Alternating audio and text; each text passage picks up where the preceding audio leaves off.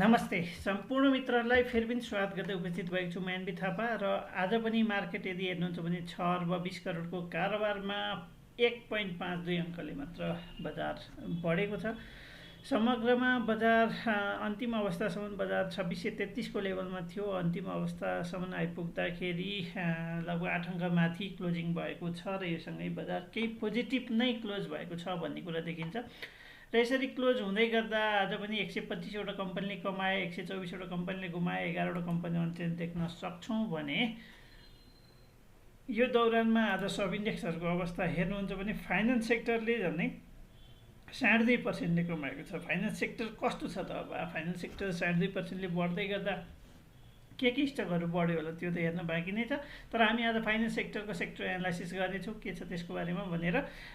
Banking, त्यसै गरी life, manufacturing, micro finance र अदर इन्डेक्सले गुमाएका छन्, बाँकी सबैले कमाएका छन्। फाइनेन्सले 2.5%ले भन्दा 2.5% भन्दा बढीले कमाउँदै गर्दा 15वटा फाइनेन्स 15वटै बढेको छ, जसमा सबैभन्दा धेरै यदि हेर्नुहुन्छ भने जिएफसिएल 5.73, एमपिएफएल 4.81, एमफिल 4.17, सिएफसिएल, एसआइएफसी, आइसिएफसी, पिआरएफएल सबै नै फाइनेन्सहरू बढेका छन् भन्ने कुरा यसले देखाएको छ। फाइनेन्सको हामी चार्ट हेर्नेछौँ एकचोटि के छ त अवस्था भनेर। त्यस पछाडि आजको टप गेनरमा एसएमएचएल रहेको छ, टिएसएचएल रहेको छ, त्यसै गरी एनएमबिएमएफ रहेको छ, जिएफसिएल र सिएमएफ2 रहेको छन् भने टप लुजरमा हेर्न सक्नुहुन्छ आइसिएफसी डी88, त्यसै गरी इबिएल डी91, त्यसै गरी मकर, आइसिएफसी डी83 र जिएलबिएचएल रहेका छन् भनेर देख्न सकिन्छ।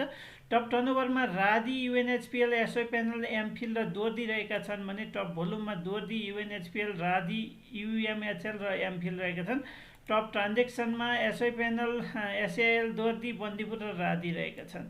हामीले अस्तिको दिनमा रादी हेरेको थियौँ, हिजो यदि हेर्नुहुन्छ भने दोर्दी हेरेको थियौँ, आज रादीलाई फेरि एकचोटि फलोअप गर्छौँ के छ त रादीको समग्र अवस्था कस्तो हुनेवाला छ त्यो सम्बन्धी फेरि जानकारी दिनेछौँ भन्दै मेरो फेसबुक पेज एनबी थापामा गएर तपाईँहरूले हरेक दिन नयाँ नयाँ भिडियोहरू अपडेट पाउन सक्नुहुन्छ। साथै तपाईँलाई स्टक वाइज चार्टहरू पनि, जस्तो यहाँ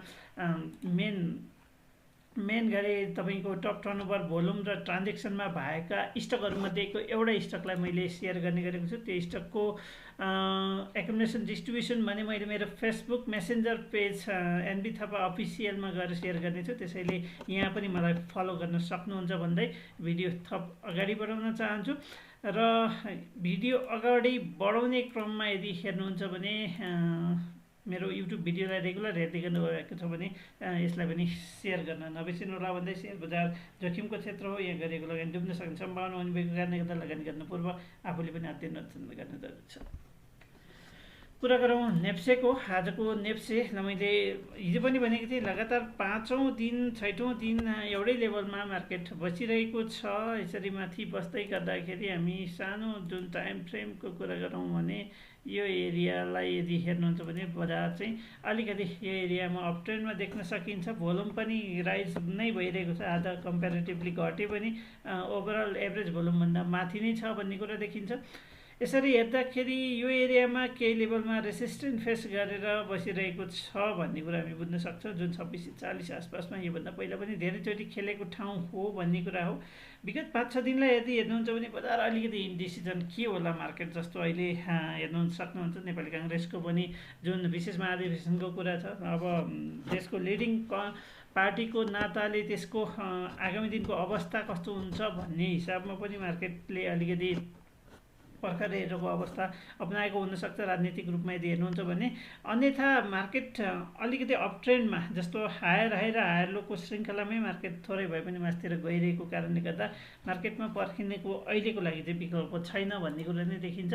इन्डिकेटर वाइज हेर्नुहुन्छ भने सुपर ट्रेन्डभन्दा माथि छ, बोलिङ्गर ब्यान्डको मिडल ब्यान्डभन्दा माथि छ, स्टोकास्टिक अहिले नेगेटिभ नै छ, स्टोकास्टिक नेगेटिभबाट पोजिटिभ भएको रहेछ। स्टोकास्टिक यदि हेर्नुहुन्छ भने पोजिटिभ क्रसओभर चाहिँ आइसकेको छ भन्ने कुरा देखिन्छ। यसले पनि के गर्छ भने पोजिटिभ माहौल बनाउने कोसिस गरेको छ भन्ने कुरा देखिन्छ भने इन्डिकेटरहरूमै हामीले यदि हेर्नुहुन्छ भने मुभिङ एभरेजभन्दा मार्केट चाहिँ माथि छ भन्ने कुरा देखाइन्छ भन्ने देखिएको छ भने आरएसआई लगभग 56 को लेभलमा, एमएसिडीमा हिस्टोग्राम अलिकति घट्दो क्रममा देखिएको छ। डिएमआईमा पनि पोजिटिभ क्रसओभर छ, एडिएक्स माथितिर लागेको छ, प्लस डिआई अलिकति तलतिर छ, माइनस डिआई पनि तलतिर छ भन्ने कुरा देखाएको छ। यसले चाहिँ समग्र बजार अलिकति स्ट्रेन्थ चाहिँ बढ्दैछ भन्ने कुरा गरेको छ। तर बिक्री त्यस्तो हावी नभए पनि खरिद पनि त्यस्तै इन्ट्रेस्टै छैन भन्ने कुरा चाहिँ देखाइरहेको छ मार्केटले भन्ने कुरा बुझ्नु पर्यो।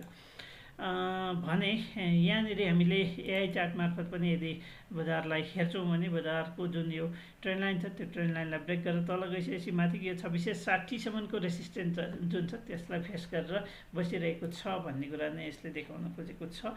समग्र बजारलाई यसरी हामी बुझ्छौँ है त। यो चाहिँ नेप्सेको अवस्था भयो। अब नेप्से पछाडि हामी सेक्टर एनालाइसिसतर्फ जान्छौँ। त्योभन्दा पहिला यदि सस्तो र भरपर्दो हवाई टिकट साथसाथै तपाईँले फ्रीमा एयरपोर्ट पिक एन्ड ड्रप चाहनुहुन्छ भने Apsara travel and tour private लिमिटेडलाई कन्ट्याक्ट गर्न सक्नुहुन्छ है त। अब कुरा गरौँ फाइनेन्सको। फाइनेन्स सेक्टरको के छ त अवस्था, यसमा फेरि एकचोटि रिफ्रेस गर्नुपर्ने हुन्छ। रिफ्रेस गरिसके पछाडि हामी फाइनेन्स सेक्टर खोज्छौँ। यहाँ फाइनेन्स सेक्टर के छ त अवस्था भनेर हामी हेर्नुपर्ने हुन्छ। फाइनेन्स सेक्टरलाई हेर्नुहोस्, फाइनेन्स सेक्टरको पनि समग्र अवस्था अलिकति स्ट्रङ नै देखिन्छ। यहाँबाट यदि माथितिर गइरहेको अवस्था यदि हेर्नुहुन्छ भने जुन ब्रेकआउट भयो, ब्रेकआउट पछाडि रिटेस्ट गरेर माथितिर लागेको छ। यो एउटा रेसिस्टेन्ट एरिया हो। यो एरियालाई ब्रेक गरेर माथितिर जान्छ भने फेरि पनि केही माथि जान सक्ने सङ्केत छ। यहाँनिर हेर्न सक्नुहुन्छ एउटा ठुलो क्यान्डल बन्यो, त्यसपछि 5वटा सानो क्यान्डल बन्यो भने त्यस पछाडि फेरि ठुलो क्यान्डल बन्यो, अर्को 5वटा सानो क्यान्डल बन्यो र फेरि पनि माथितिर लागेको छ भन्ने कुरा देखिन्छ। त्यसरी हेर्दाखेरि बजारको यो अवस्थामा चाहिँ अलिकति अपट्रेन्डमा छ। त्यो कारणले गर्दा पर्खर हेरेको अवस्था अप्नाउन सकिन्छ भन्ने कुरो चाहिँ हामी यहाँबाट बुझ्न सक्छौँ है त। भने अर्कोतर्फ यहाँनिरबाट हामीले यदि हेर्नुहुन्छ भने बजारमा यो जुन 2445-50 को जोन छ, 75 को जोन छ, यो लेभललाई ब्रेक गरेर माथितिर जानुपर्ने हुन्छ। यदि यो लेभललाई ब्रेक गरेर माथितिर जान्छ भने मार्केट चाहिँ अलिकति लामो यात्रा लगभग 2770सम्मको यात्रा चाहिँ बढाउन सक्छ भन्ने कुरा चाहिँ फाइनेन्स सेक्टरले देखाएको छ। इन्डिकेटर वाइज यसलाई यदि हेर्नुहुन्छ भने फाइनेन्समा हामी हेर्न सक्छौँ। फाइनेन्स सेक्टर इन्डिकेटरले यदि हेर्नुहुन्छ भने इन्डिकेटर वाइज सबै राम्रो देख्न सकिन्छ। मुभिङ एभरेजभन्दा माथि छ, आरएसआई 60बाट माथि लागेको छ, एमएसिडीमा हिस्टोग्राम बढ्दो क्रममा देखिएको छ, डिएमआईबाट पनि एडिएक्स लगभग 23को लेभलमा माथितिर गइसकेको कारणले गर्दा यो जुन एरिया छ यो एउटा रेसिस्टेन्ट एरिया छ। यो एरियाभन्दा माथितिर सस्टेन हुन सके एटलिस्ट अघिल्लो हाइट लगभग 2730 को लेभलसम्म यसले पुर्याउन सक्छ भन्ने कुरा चाहिँ फाइनेन्स सेक्टरले हामीलाई देखाउन खोजेको छ है त। भने अर्कोतर्फ